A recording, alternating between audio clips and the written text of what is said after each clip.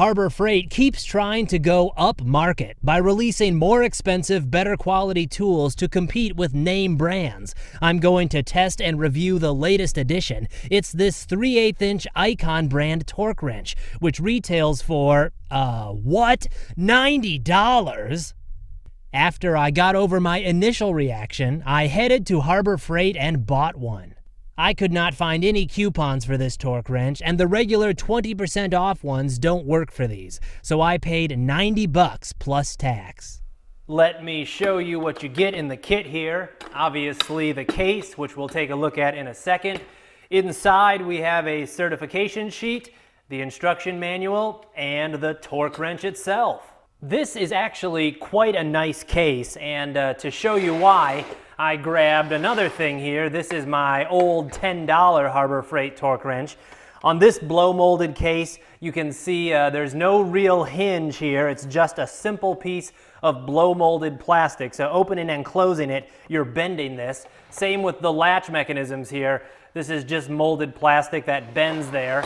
Whereas on the Icon torque wrench, we see it has a real hinge there and it has real latches. So these are going to last much longer because when you're bending plastic like on that other case, it's going to obviously eventually break.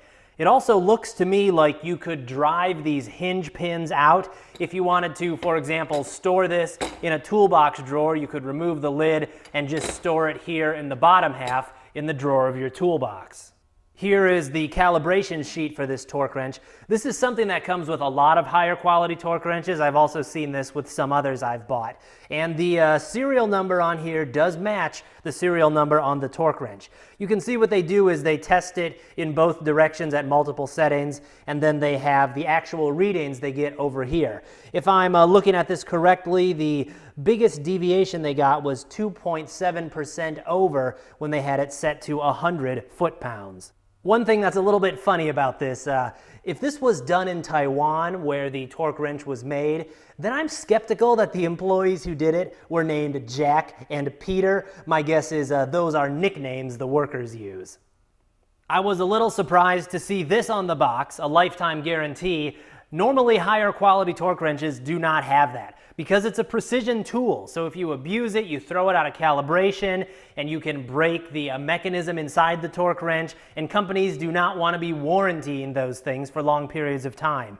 What is typical on something like a CDI or a Precision Instruments torque wrench is I think around a 1-year warranty. So it is not surprising to see that there are very similar limitations here on this limited lifetime warranty. It says right here the calibration is not included in the lifetime guarantee. That is warranted for 90 days.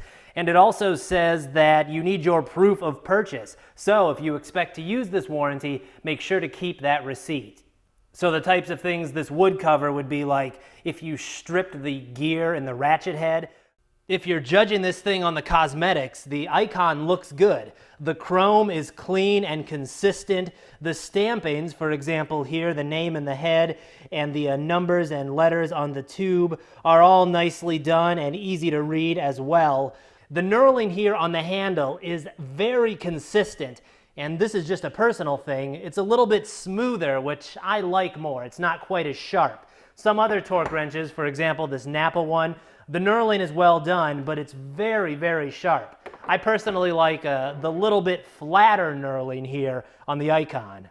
Like I always am, I'm going to be fair to this Harbor Freight torque wrench, but I'm also going to give you viewers the straight scoop. So I'm going to lay out exactly what happened when I bought this torque wrench. This is actually the second one of these I had because the first one had a problem right out of the box, and it was with the adjustment mechanism here. Here's how you adjust the setting. You unlock it by pulling down this collar, then you can twist the handle and adjust the torque setting. This is not ideal. I'm trying to record this in my car. I just got out of the store and I was tinkering with this before I got home, and I'm not sure if this is working exactly right. See, hear that?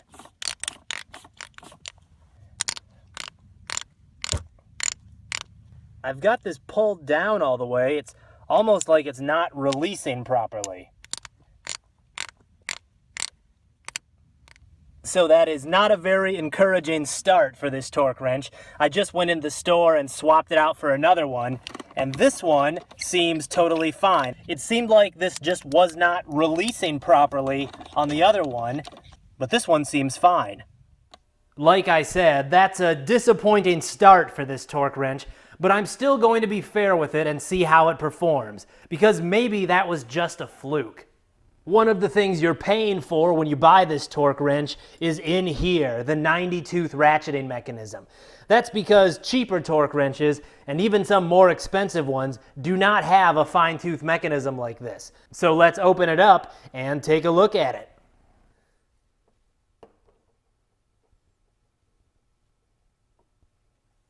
Right off the bat, we can see this is very well lubricated from the factory.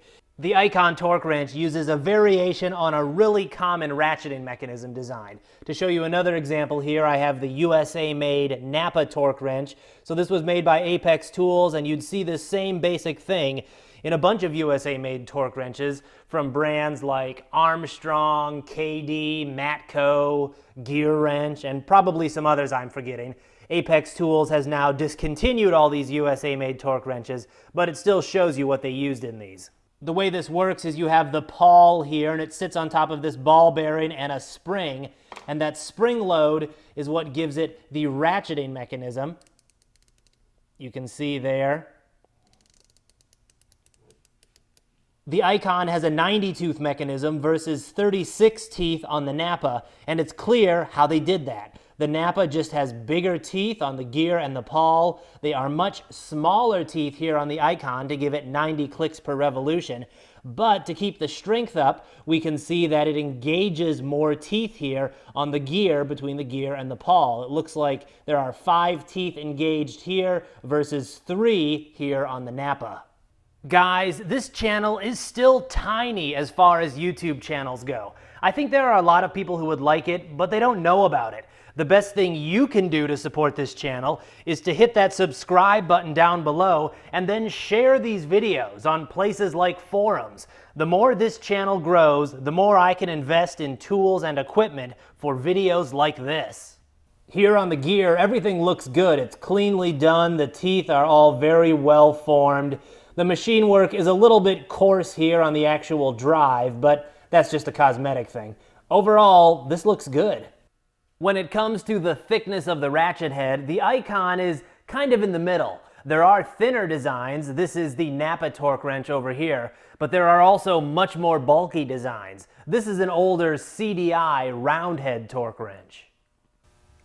I'm going to test this torque wrench the same way I've tested all the others. I have the torque adapter here, and we're going to be using my truck as a sturdy test bed. The torque wrench is set to 70 foot-pounds.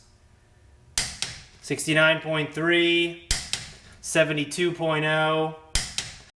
Now, you really need to use good form when using a torque wrench. I played around with this a lot, and I found if I pulled too quickly, it would come up short. I got some readings 4 or 5 foot-pounds low when using bad form. Slow, steady pulls will get you the most accurate results. Here's a spreadsheet showing all the results, and you may have seen this in my past videos. I have the results from testing the $10 Harbor Freight torque wrench over here. I have the results from the Tecton torque wrench I tested before over here. And here we have the results for the new Icon torque wrench. These are the actual readings, and here's the percent deviation.